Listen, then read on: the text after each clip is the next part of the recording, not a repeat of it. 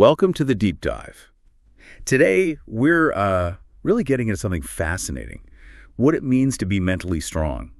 Yeah, and specifically, we're looking at it from maybe a different angle. Right. We're digging into Amy Morin's book, 13 Things Mentally Strong People Don't Do.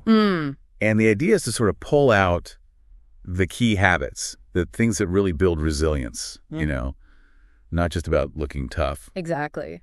And what's really powerful about this source, I think, is where it comes from. The author's background. Yeah, Amy Morin, she's a therapist, but she actually developed these ideas while dealing with some incredibly difficult personal losses. Right. I remember reading that she lost her mother and then her husband very young. And then later her stepfather got seriously ill. So this isn't like abstract theory. It's really forged in the fire of figuring out how to navigate immense hardship. That context is so important, isn't it? It tells you right away, this isn't about pretending bad things don't happen or never feeling pain. Not at all. It's about the choices you make when life throws those curveballs, how you respond. Consciously choosing how to navigate, not being a robot. Precisely. And that actually leads straight into one of the first big takeaways from the source, what mental strength isn't. Okay. Because I think there are a lot of misconceptions out there. Definitely. The source is really clear.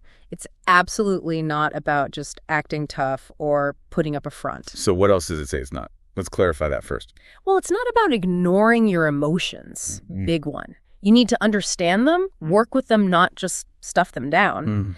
It's also not about being totally self-reliant, like you never need anyone. The book frames asking for help as a strength, actually. Recognizing limits. And this one jumped out at me. It's not just about thinking positive all the time. Yes, that's such a key distinction. Morin pushes for realistic, rational thinking. Constant, unchecked positivity can be just as unhelpful as negativity if it stops you seeing clearly. Right, like ignoring real problems. Exactly. And it's not about this constant chase for happiness either. It's more about making choices that align with your values, choices that help you reach your potential. And contentment often follows that, but it's maybe different from chasing a fleeting feeling. That's a great way to put it. So fundamentally, the mental strength described here is an active practice. It's about consciously choosing your thoughts and, importantly, your behaviors. Okay, so with that foundation, let's dive into the don'ts. These are the things mentally strong people actively avoid doing. What's the first one the source really emphasizes? They don't waste time feeling sorry for themselves. Self-pity. Okay. We know it feels bad, but why is it singled out as so, detrimental? The source really unpacks it. It's a huge drain on mental energy. For one, it achieves absolutely nothing in terms of changing your situation. Just keeps you stuck. Worse than stuck. It actually breeds more negative emotions, resentment, bitterness, anger. And here's the kicker. It can become a self-fulfilling prophecy. How so? By focusing so intensely on your misfortune, on how bad things are, you actually undermine your ability to cope, to see solutions, to interact positively. You inadvertently create more of the pitiful situation you're dwelling on. Wow. So it's an active negative force, not just passive sadness. Exactly. Why do we even fall into that trap then, if it's so bad for us? Well, the source suggests a few reasons. Sometimes it's like a defense mechanism. Focusing on past hurts feels safer than risking new ones. Or it can be a way to dodge responsibility. If you seem helpless, maybe people won't expect as much. Okay. And sometimes, kind of interestingly, it's almost like an unconscious act of defiance. Like if I just focus on how unfair this is, maybe reality will bend. Which it won't. It won't. So the key is breaking that cycle. But what does the book suggest? Morin outlines this sort of three-pronged approach based on the material. You have to tackle the pitiful behavior, actively stop the pitiful thoughts, and consciously swap self-pity for gratitude. Okay, changing behavior when you feel really low. That sounds tough. It takes real conscious effort, no doubt, but it's powerful. There's this really moving example in the book about her late husband, Lincoln. Right. On what would have been his 27th birthday, instead of just sitting in sadness, his mother suggested they go skydiving. Skydiving, wow. Yeah. It was this deliberate act, completely opposite to wallowing. It was about channeling that grief into something active, something that maybe celebrated his spirit. The point is, doing something, especially maybe something for others, like volunteering, shifts that inward focus outward. Action as an antidote. Okay. And the gratitude piece. Gratitude is presented as more than just a feeling. It's a skill you can cultivate, but it takes effort. Like flexing a muscle. Kind of. Think about Mara Runyon, the legally blind marathon runner mentioned. She chose to focus on what her impairment gave her like a deeper connection to her other senses rather than just what it took away. That's a powerful reframe. Isn't it? So practicing gratitude, actively noticing kindness, acknowledging good things, appreciating small stuff, it directly fights that focus on lack that fuels self-pity. Okay, that makes a lot of sense. Don't get stuck in self-pity.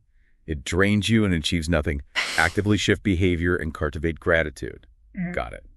What's the next big don't? Mentally strong people don't waste energy on things they can't control. Oh, boy. This one feels universal. Yeah. We all do this, right? So common.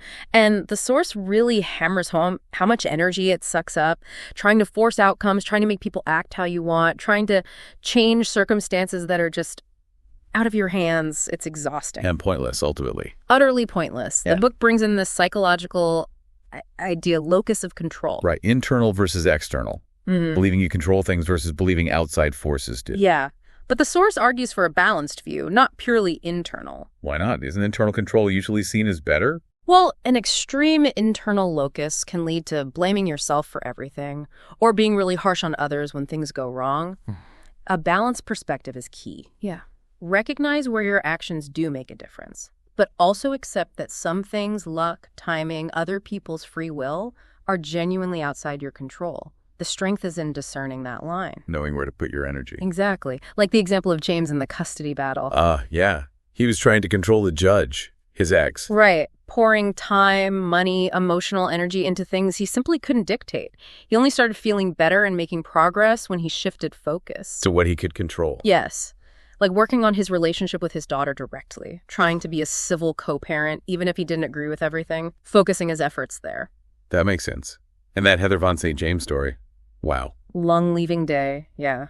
It's unforgettable. Facing this terrifying cancer, surviving major surgery, but living with that constant, uncontrollable fear of it coming back. So what does she do? Every year, on the anniversary of her surgery, she has this ritual. She writes down her fears, all the things she can't control about the cancer, onto plates. Okay. And then she smashes them into a bonfire. Whoa. It's this incredibly powerful, symbolic act. A ritual to consciously release the burden of trying to control the uncontrollable. That paints such a clear picture. It's like being stuck in traffic. You can scream at the car in front, trying to control the situation. Which changes nothing and just raises your blood pressure. Or you can accept it, turn on the radio, maybe make a call you needed to make, focus on your response. Exactly. And think about all the mental energy you save when you do that. It's huge. It really feels liberating just thinking about it. Okay, what's next? Another habit to avoid. They don't worry about pleasing everyone. People pleasing. How is this different from, say, the earlier point about giving away power? Good question. They're related, but distinct. Giving away power is more about letting others dictate your feelings or define who you are. People-pleasing, as the source frames it, is more about trying to manage or control other people's feelings, specifically their feelings about you. Okay. So living based on what you think others want to see or hear. Exactly. Always trying to get approval, avoid disapproval. Signs might be like avoiding conflict at all costs, saying sorry for everything, feeling responsible if someone else is upset. Spot on. You become a bit of a chameleon, maybe a pushover. And the big problem is you lose sight of your own values, your own needs, your own authentic self. Because you're constantly tuning in to others' expectations. Right. And that can lead to resentment down the line or make you really easy to manipulate. It's just incredibly draining. Yeah, I can see that. Are there examples of resisting this? The book mentions Jim Buckmaster, the Craigslist CEO. Oh, yeah. How so? Well, Craigslist stayed famously simple, kind of low-tech, mostly free, focused on utility. Buckmaster faced tons of pressure and criticism, to modernize, add more ads, maximize profit like other tech giants. Right. But he resisted. He stuck to the original purpose and served the core audience, even when it meant not pleasing critics or chasing every dollar.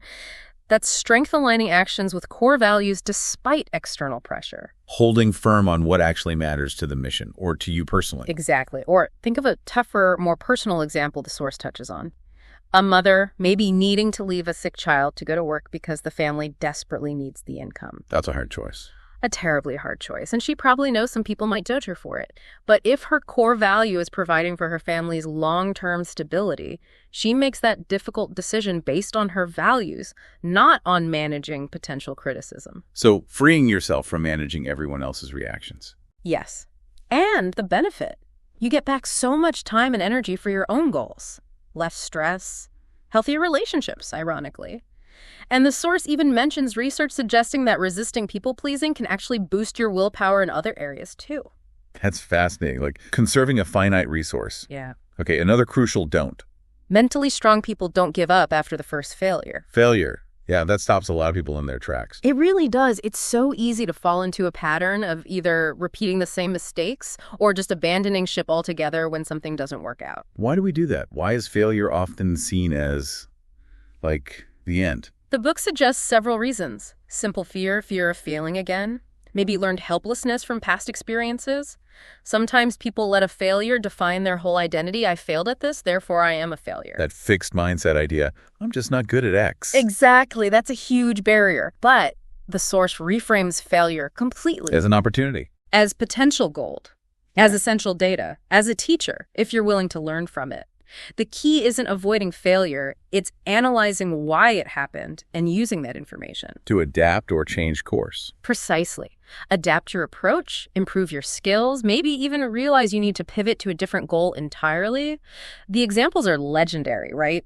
Dr. Seuss rejected by, over 20 publishers? Yeah, something like that. Walt Disney went bankrupt, lost the rights to his first major character. Oswald the Lucky Rabbit. Yeah. Right. Before Mickey Mouse came along, Milton Hershey failed multiple times in the candy business before hitting on his formula. These weren't just little setbacks, they were major blows. Huge blows. But their strength wasn't in never failing. It was in seeing failure as a stepping stone, not a wall. It showed them what didn't work, which is incredibly valuable information on the path to finding what does. If you can look at it objectively, without letting it crush you. That's the mental strength part. Analyzing it, learning from it, and moving forward. Resilience through learning. Okay, Yeah. What else do mentally strong people avoid? They don't fear alone time. Solitude phobia, the constant need for noise, distraction, company. Yes.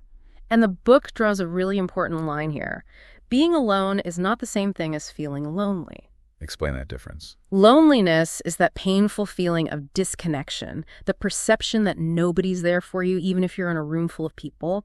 Solitude, on the other hand, is a choice. It's choosing to be by yourself, often for quiet reflection, processing thoughts, just recharging. And fearing that solitude, always needing external input, is a problem. A big one, according to the source, because your brain never gets a chance to just process, to integrate experiences, make sense of things. So what happens? Just mental clutter? Worse, it can lead to racing thoughts, feeling overwhelmed, heightened anxiety, stress. The book is an example of Vanessa, a busy real estate agent. Okay. She filled every single waking moment, work, social events, phone calls. But then at night, when things finally got quiet, her mind would just race uncontrollably. She couldn't handle the silence because she was essentially running from her own thoughts all day. Wow. Avoiding the internal world. Exactly. And the antidote is to intentionally embrace some solitude. Schedule it, even. Find things you actually enjoy doing alone. And maybe explore practices like mindfulness or meditation. Those come up again. Mindfulness and meditation. They're powerful tools for cultivating that inner quiet and awareness. The source touches on how meditation can actually change brain activity, potentially reduce anxiety and depression, maybe even have physical benefits. Mindfulness helps anchor you in the present, which is easier to do when you're not constantly seeking external distraction. And wasn't there a really extreme example of this? Wim Hof, the Iceman. Yes. The book mentions him using meditation and focused breathing techniques developed in solitude, essentially to consciously control his body temperature and immune response, allowing him to withstand extreme cold. That's just incredible. And it shows the power of that mind-body connection when you cultivate internal focus. Absolutely. So solitude isn't just about tolerating being alone. It's vital for mental processing, gaining perspective, being present. It builds mental muscle. Okay, one last don't from our deep dive today. Mentally strong people don't expect immediate results. The impatience trap. Wanting everything yesterday. Exactly. We're kind of wired for instant gratification, aren't we? And modern life feeds into that. But the source points out that even things that look like overnight successes, think Twitter, Apple, Amazon, actually took years and years of hard graft, setbacks, and slow progress. Right. The work behind the scenes is often invisible, and chasing immediate results causes problems. big problems. It leads people to take dangerous shortcuts, crash diets instead of sustainable changes, maybe performance-enhancing drugs, risky financial schemes. Yeah. It stops people from preparing for the future, like not saving money because you want to spend it now. It sets up unrealistic expectations that inevitably lead to disappointment. And crucially, it makes people give up way too soon. Because the progress isn't fast enough or obvious enough. Precisely. Progress often isn't linear. There are dips, plateaus. The parenting example the book uses is perfect for this. The temper tantrums. Yeah. When parents are told to ignore attention-seeking tantrums, what often happens first? They get worse. The kid doubles down. Exactly. It's called an extinction burst. But if the parents expect the ignoring strategy to work instantly, they'll see that worsening behavior as proof it's failing, and they'll give up right before it actually starts to work. Understanding that progress can look like regression sometimes. That's key. It really is. So cultivating patience involves a few things the source suggests. Accepting that real change is usually hard and slow. Avoiding rigid timelines that just set you up for failure. Being realistic about the amount of change, too. Right. Don't overestimate outcomes. And just recognizing that progress might be happening even if you can't see it day to day. It's about playing the long game. And there's solid research behind the benefits of delaying gratification, isn't there? Absolutely. Decades of research. The ability to resist immediate rewards for larger, later ones, that self-discipline is a much better predictor of long-term success in life, academics, career, even mental health than IQ scores are. Wow. Better than IQ? Yeah. It builds resilience, focus, the ability to stick with things that matter even when it's tough. Okay, so those are some really powerful don'ts we've pulled from the source material. They really are. And the common thread, the overarching message the book drives home, is that mental strength isn't something you just have. It's something you build actively. Like physical strength. Yeah. It requires ongoing effort, vigilance. Exactly. Constantly monitoring your thoughts, challenging the unhelpful patterns, and consciously choosing actions aligned with your values. Even and especially when it feels uncomfortable or goes against the grain of immediate feeling. And the effect isn't just internal, right? It impacts others too. Definitely. Mentally strong people often become role models, intentionally or not. The book uses that incredible story of the Olympic sailor Lawrence Lemieux. Oh, right. He was winning, wasn't he? Set for a medal, but he saw two other competitors capsize in dangerous waters, and he abandoned his race to go rescue them. Sacrificing his own dream. In that moment, his mental strength wasn't defined by achieving his original goal. It was shown in living his values, compassion, courage under immense pressure. That's resilience. That's integrity. It's about being anchored in something deeper than just winning or immediate outcomes. Being okay regardless, living by your values, striving to be your best self. Beautifully put. And these don'ts provide such a clear roadmap.